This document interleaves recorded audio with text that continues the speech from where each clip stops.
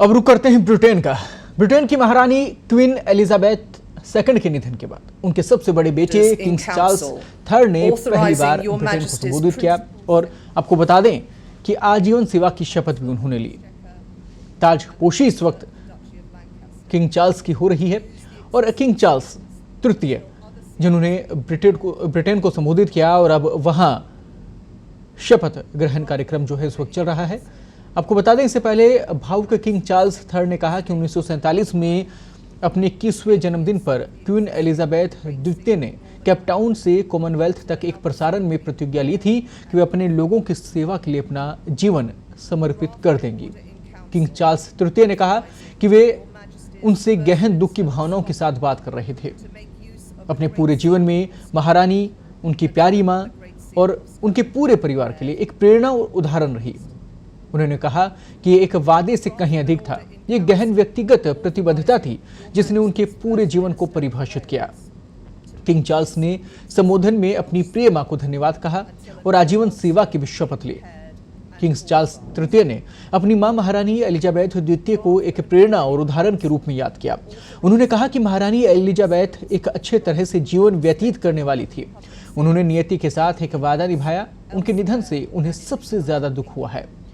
वे सभी के लिए आजीवन सेवा का वादा दोहराते हैं। महाराज ने कहा कि व्यक्तिगत दुख के साथ साथ जो उनका पूरा परिवार महसूस कर रहा है, यूनाइटेड किंगडम और उन सभी देशों में जहां महारानी राष्ट्र अध्यक्ष रही थी, राष्ट्रमंडल और दुनिया भर में कई लोगों के साथ कृतज्ञता की गहरी भावना वो साझा कर रहे थे। In return for the sovereign grant, which supports your official duties as head of state and head of nation. Drafts of 2 proclamations. 1.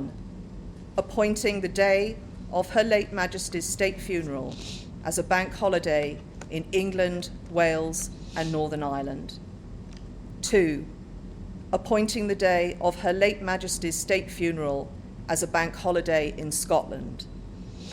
And of 2 orders in council directing the Lord Chancellor to affix the Great Seal to the proclamations. Approved. I now invite Your Majesty to sign both proclamations.